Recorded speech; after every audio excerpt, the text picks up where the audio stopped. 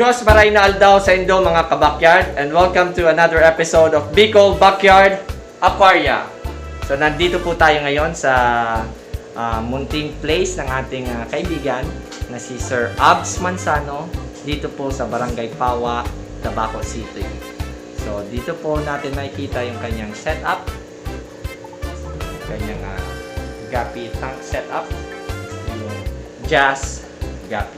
So, importante po itong topic natin ngayon sapagkat bibigyan tayo ni Sir Abs Mansano ng tips, mga simple tips on how to groom our gapi. Siyempre, nakikita natin ngayon na medyo pailan-ilan na meron na pong mga gapi shows, online and live shows na nagaganap dito po sa lugar natin. Samahan niyo po kami sa maikling video na ito.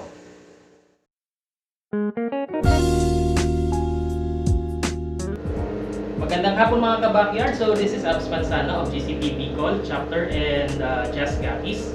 So una sa lahat, I would like to say thank you sa lahat ng nag-support sa aming first national online gapi competition entitled Llamarada de Amor. So bumubuhos yung suporta galing sa ating mga gapi community, sa ating gapi community and hobbyists. So maraming salamat sa suporta nyo. Right now ongoing pa rin tayo, so tapos na tayo ng uploading, so we will be checking the entries. Then our judging will commence by February 18 onwards. Then awarding will be on February 25.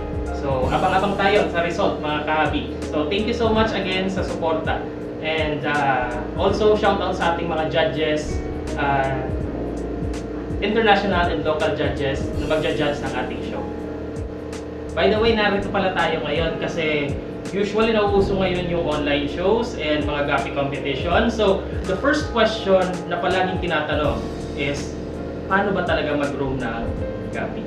So I'm not an expert actually on doing such, but I love to join the several competitions sa gapi show. I've been tending to my gappies for quite a long time now. So this is how I do my grooming sa mga gappies ko. So tip number 1 is pipili muna tayo ng gapi. So this is where you select the best gappies that you have, the may potential. Ika nga nasasabihin natin, may potential siya to be a show quality breed. So, dun muna tayo magsisimula, which is selection of guppies. So, ngayon naman, punta tayo sa step number 2. Sa step number 2, kailangan natin ng grooming tank. So, usually, ang ginagamit kong grooming tank is ganitong size. So, this is a customized tank na ginagamit ko. So, this is 12 by 6 by 10. So usually ang ginagamit ng iba, the smallest grooming tank na ginagamit natin is the 2.5 gallons. While in my case, which is I'm comfortable with this size, ang ginagamit ko is yung 12 by 6 by 10, which is approximately nasa 3 gallons siya. So ito yung kailangan muna natin. Yung very important kasi na meron tayo ng grooming tank. Kaya nga tinawag natin siyang grooming tank because dito natin ilalagay yung na-select natin na isda to prepare them for grooming. Since okay na ang ating grooming tank, so baka may tanong pa kayo, 2.5 gallons lang ba or yung 3 gallons lang ba ang ginagamit natin for grooming tank? So merong mga exception. So usually meron din tayong mga breeders that they would use 5 gallons. So depende pa rin yan kung anong gagamitin nyo. And meron din tayong proportion kung paano, kung ilang gabi ang pwede nating i-groom sa isang grooming tank. So in this case, meron tayong 2.5 gallons. So the proportion is 1 gapi per gallon. So kaya dito ang 2 gapi. Pero I prefer na since mag-grooming tayo, i-ready natin to for show.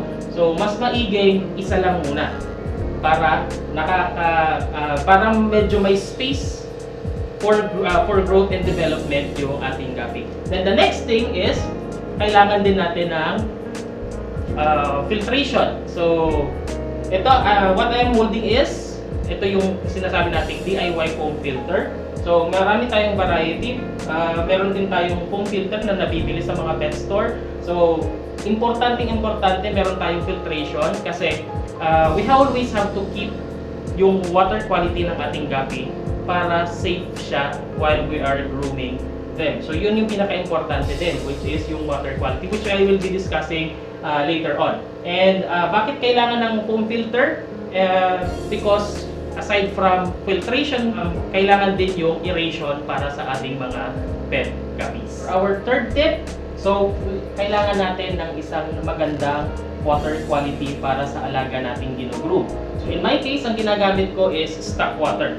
So bakit na gumagawa tayo ng stock water? Kasi yung water source ko is may chlorine, so make sure na walang chlorine yung tubig na ilalagay nyo sa tank. So ang ginagawa ko is dinalagay ko siya sa isang container na nakita nyo kanina. I let the water cycle for 24 hours, then saka ko siya dinalagay sa tangko. Then, since we're talking about water quality, another good tip na idadagdag ko sa water quality is when we're grooming our guppies, we make sure na dapat malinis palagi yung kanilang tubig. And what we did is we suggest na palagi tayo nag-water change. So, water change or nagsasipon tayo ng mga dumi para hindi mag-shoot up yung ammonia ng ating guppies. Para sa ating next step is paano natin papakainin yung ating ginugroom na guppy.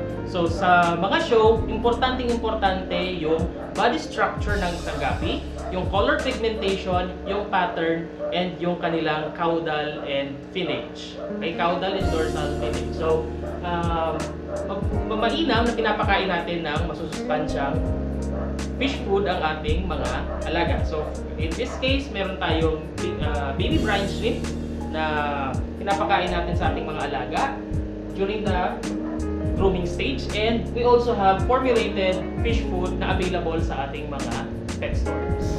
Yaman din lamang na pag-uusapan natin ngayon ang grooming at ang online guppy competition. So, ngayon, meron ako ditong nakaset up na viewing tank para sa ating preparation for the online guppy competition. So magbi-video tayo ng isda na ilalagay natin dyan. So ready na ang codes and ready na rin ang ating lighting. So since pwede rin naman yung top light sa ating competition. So shoutout pala sa Guppy Endemic ng Davao. So magbi-video ako ng isda ko ngayon. So mag-upload ako. Habol ako sa uploading ng video. Thank you! So, thank you very much po, Sir Abs Manzano of Jazz Guppy. Thank you! So, sa pagbigay sa atin ng oras na makapunta dito, ipasilip ang kanyang mga alagang isda at pag-share ng kanyang experiences on how to groom our beloved guppy. So, thank you very much mga ka-backyard. See you on our next episode. Ta-ta!